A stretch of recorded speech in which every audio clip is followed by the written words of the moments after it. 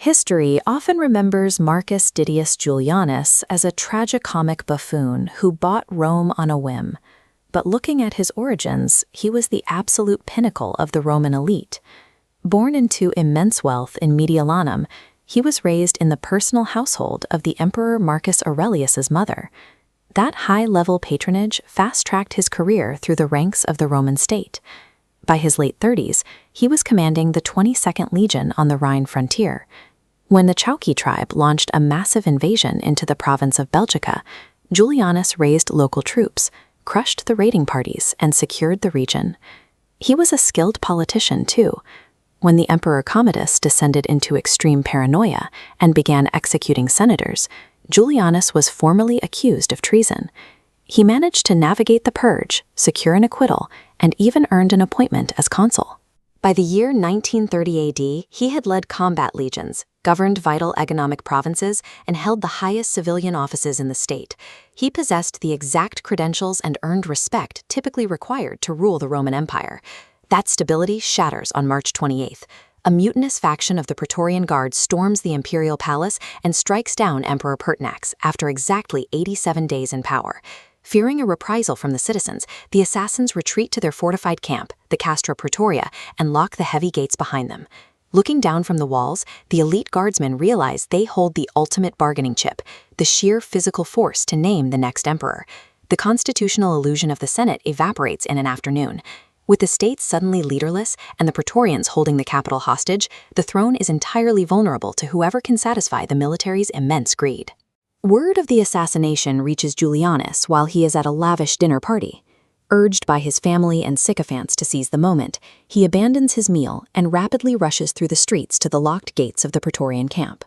Inside the camp, the murdered emperor's father-in-law, Sulpicianus, establishes a massive baseline offer, promising every soldier 20,000 sesterces.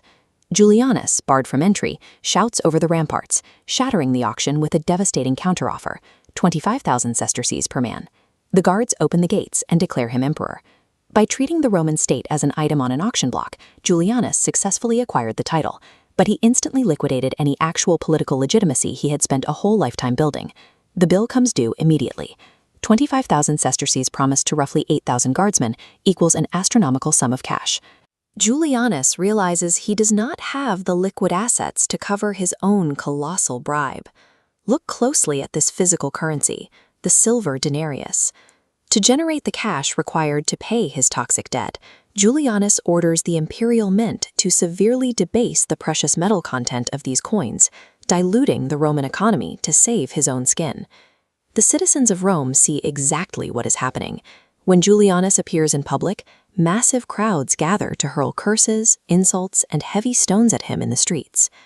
The outrage rapidly spreads to the borders. The battle-hardened frontier legions decisively reject the corrupt results of the auction completely. In Pannonia, the governor Septimius Severus mobilizes his massive Danubian army, and he begins marching straight toward Rome. The Praetorians controlled the physical capital, but the true, undeniable combat power of the empire lived on the distant frontiers. Julianus's grand purchase is exposed as a fatally flawed, bankrupt investment. Desperate to protect his investment, Julianus orders the Praetorian Guard out of their barracks to dig defensive trenches around the city. The pampered guardsmen, unused to hard labor, flatly refuse the order. Julianus resorts to dark comedy. He attempts to train circus elephants to march out and terrify Severus's approaching combat veterans. The beasts panic during the drills, throwing their riders into the dirt and refusing to cooperate. Severus arrives at the gates and offers the Praetorians a simple deal: surrender Pertinax assassins and receive a full pardon. They accept immediately. Seeing the military tide turn, the Senate convenes and officially strips Julianus of his office. Stripped of his personal wealth, abandoned by his purchased guards, and condemned by the government, Julianus is left with absolutely no institutional, political, or military power. The reign lasts exactly 66 days. Soldiers enter the palace and find Julianus entirely abandoned in the halls. A common guardsman steps forward and beheads him. His final words are tragically naive. "But what evil have I done? Whom have I killed?" Julianus's own hubris blinded him to the mechanics of rule. He died believing that vast wealth could buy a legal title, without realizing it can never buy the fierce loyalty or military might actually required to hold it. This timeline visualizes the lasting damage of that auction. At 193 AD, the stability of the Nerva Antonine era ends, fracturing into a cascading sequence of military usurpations.